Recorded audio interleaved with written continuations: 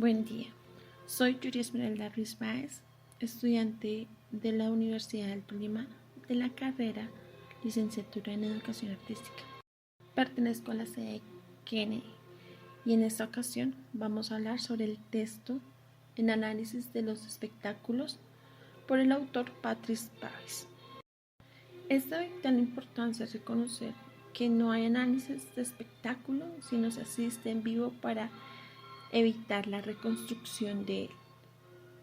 Y todo análisis tiene algunas condiciones. Por ejemplo, cuando el espectador se encuentra observando la obra, de ipso facto comienza a realizar un análisis en donde él señala, nombra, privilegia y establece lazos entre los actores y las circunstancias que están viendo. Es por eso importante reconocer que el espectador es parte esencial del análisis de la obra. Y en este caso existen dos tipos de análisis, el tipo de análisis reportaje y el de reconstrucción. En el de reportaje se capta el espectáculo desde el interior de él. Es muy similar a un reportaje en vivo cuando comienza a describirse paso por paso una escena de algún evento. En ese se reconoce la puntuación emocional porque el espectador está consciente de lo que está sucediendo y según sus emociones comienza a analizar la obra como tal. Es también importante reconocer que existe un clima en tanto a la escena como el espectador y eso crea un vínculo que genera un análisis único. Por eso el asistir a una obra nunca será igual que cuando se asiste a otra. Aunque tengan los mismos elementos, va a variar las emociones del espectador o el clima entre ellos.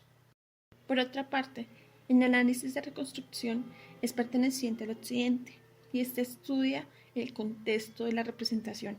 Esta estudia los archivos históricos para reconocer la naturaleza del contexto en el que está implicada la obra.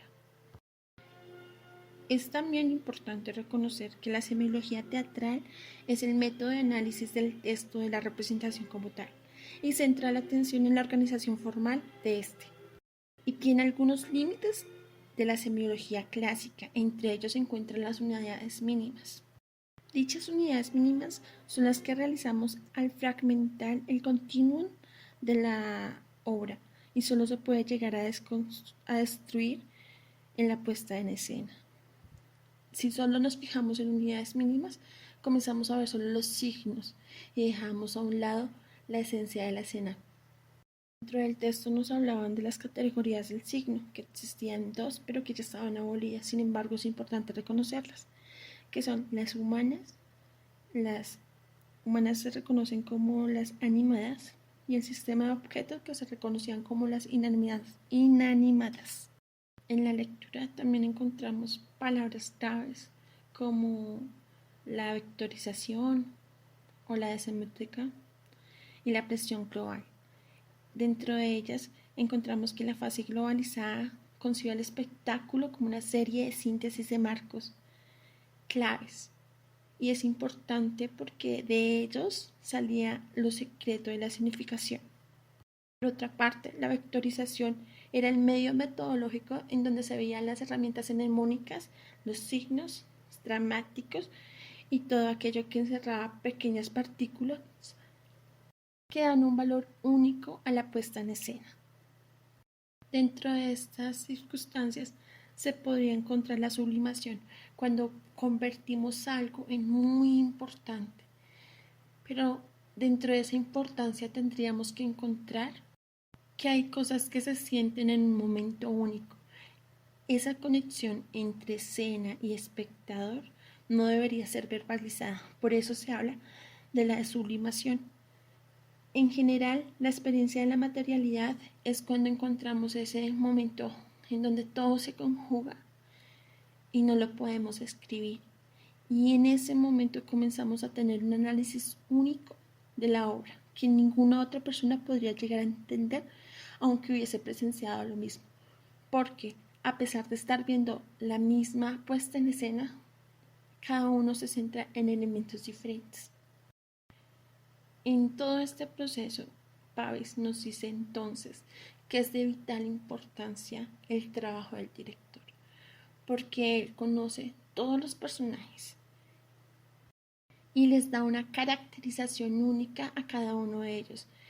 Por ello, surgen momentos importantes en donde, por ejemplo, el metatexto comienza a pasar a la escena final sin tenerlo de manera consciente, y en donde el texto espectacular dentro de la puesta en escena realiza el conjunto organizado de todos los signos, entre ellos el lenguaje verbal, el gestual y el icónico.